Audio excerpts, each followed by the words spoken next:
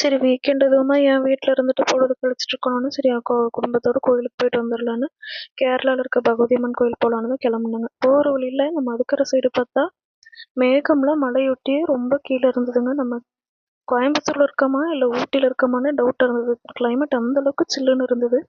அப்புறம் போகிற வழியில் பார்த்தீங்கன்னா இந்த Madukkarai ACC cement factory surroundings பார்த்துருப்பீங்களான்னு தெரியல. இங்கே வந்து உள்ள ஃபுல்லாக அவ்வளோ காமாக சுற்றி மரங்களோட அவ்வளோ அழகாக இருக்குங்க. நாங்கள் சின்ன வயசில் இருந்தப்போ இங்கே தான் இருந்தோம். அப்புறம் போகிற வழியிலேயே இந்த நொச்சித்தலை இருந்ததுங்க ரோட்டோரம். இதை பொறிச்சிட்டு வந்து சுடுதண்ணில் போட்டு குளிச்சோம்னா உடம்பு வழியே விட்டுருன்னு சொல்லிட்டு எங்கள் அம்மாவும் அதை பொறிச்சிட்டு இருந்தாங்க. அதை அப்படியே பார்த்துட்டு இருந்தோம். நமக்கு இந்த செடி பக்கத்தில் போய் இது பண்ணுறதுல ஒத்து வராதுங்க, ஏதாவது பூச்சி கடிச்சு வச்சிரும்.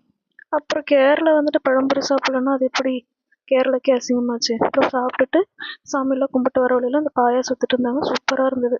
இந்த இடம் தாங்க இந்த வீடியோவை ஹைலைட்டே. சும்மாவா சொன்னாங்க கேரளாவை காட்ஸ் ஓன் கண்ட்ரின்னு. இடம் சும்மா பட்டையை கிளப்பிச்சுங்க. அப்புறம் எங்கேயோ உட்காந்து வீட்டில் வந்து கொண்டு வந்து சாப்பாடெல்லாம் சாப்பிட்டு கிளம்பிட்டோம் வீட்டுக்கு.